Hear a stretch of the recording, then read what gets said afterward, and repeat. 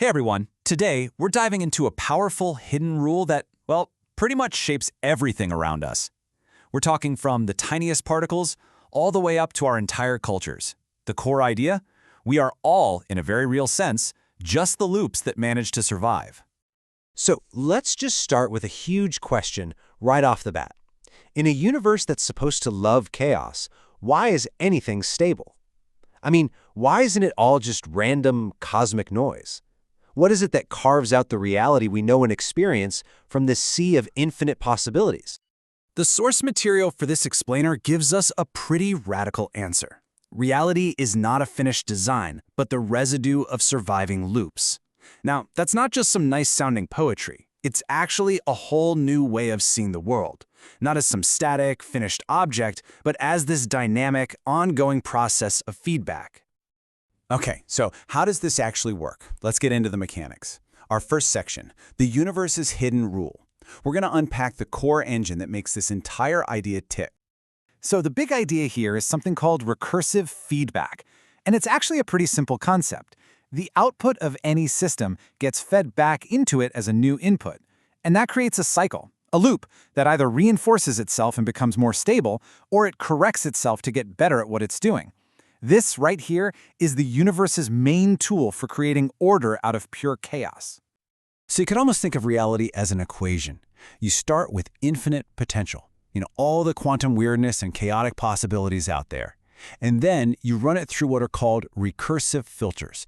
These are the feedback loops. They take all that chaos and they filter it, they compress it into something coherent. And the structures that make it through that filtering process, well, that's what we call reality. And when you boil it all down, the principle is incredibly simple. Feedback constrains surprise. That's it. Think about walking on a patch of ice.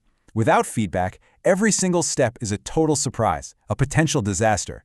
But with feedback, your body constantly making tiny adjustments to keep its balance, your movement becomes stable, it becomes predictable. You're turning raw energy into useful information. And this whole process, this taming of surprise, it follows this simple but incredibly powerful three-step dance. First, the system makes a prediction about what's going to happen. Second, it measures the error, the gap between its prediction and what actually happens. And third, it reinforces its own model. It updates itself so it can make a better guess next time. Predict, correct, reinforce. That's the engine of, well, everything.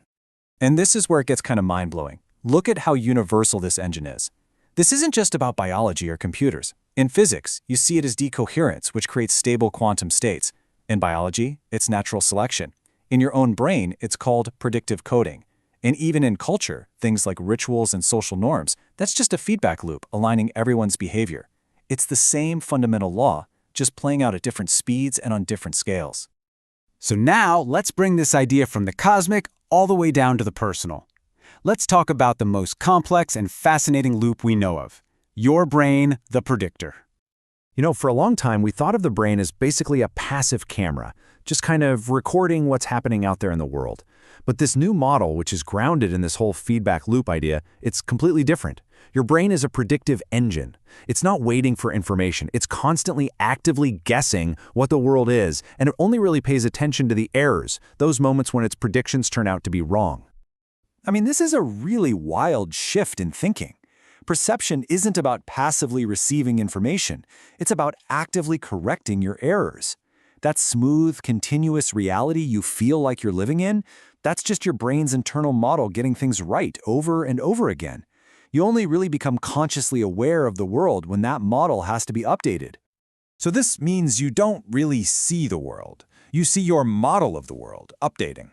A classic example of this is the Ames room illusion. The one where people look like they're shrinking and growing as they walk across a room. Your brain's predictive model for this is what a room looks like is so incredibly strong that it forces you to see a normal rectangle, completely overriding the sensory data that's telling you the room is actually this bizarre trapezoid shape. Okay, so our brains are these incredibly sophisticated predictive loops. Now let's pivot to the modern world and look at a new kind of loop, the ones we're building outside of ourselves. Our next section, algorithms as conductors. And just look at the stark difference in speed here. Historically, loops like laws and cultural traditions, they had really high latency. The feedback took years, sometimes decades, to shape society. and their goal generally was social coherence. But today's algorithmic loops, they have almost zero latency. The feedback is measured in milliseconds, and the goal has totally shifted from coherence to pure simple user engagement. And just like our brains, these algorithms work by compressing reality. They take this messy, chaotic world of data and, through that same process of recursive filtering, they distill it down into an efficient, predictive model. Compression is just recursion in action. The algorithm, just like your mind, learns to keep only the information that helps it predict what's next. So just how much compression are we talking about here? This is incredible. A facial recognition system can take a really high-resolution image, thousands upon thousands of pixels of data, and compress your unique identity down to a mathematical vector that's only about 512 bytes. That's less than a single kilobyte. That's all the loop needs to pick you out of a crowd of millions. And this brings us to what is maybe the most important and urgent point of this entire explainer. Whoever tunes the feedback loop decides what reality feels like. You know, back when feedback was slow, power was obvious. It was kings, priests. But now with instantaneous feedback, power is invisible. It's hidden in the code that shapes what we see and what we want. The source we're looking at even calls this algorithmic feudalism. So all of this brings us to our final section, where we have to confront the ultimate implication of this whole idea, the loop that watches back. So here it is. This is the entire nested structure of reality we've been walking through. You can see how the same core feedback mechanism just scales up, layer after layer.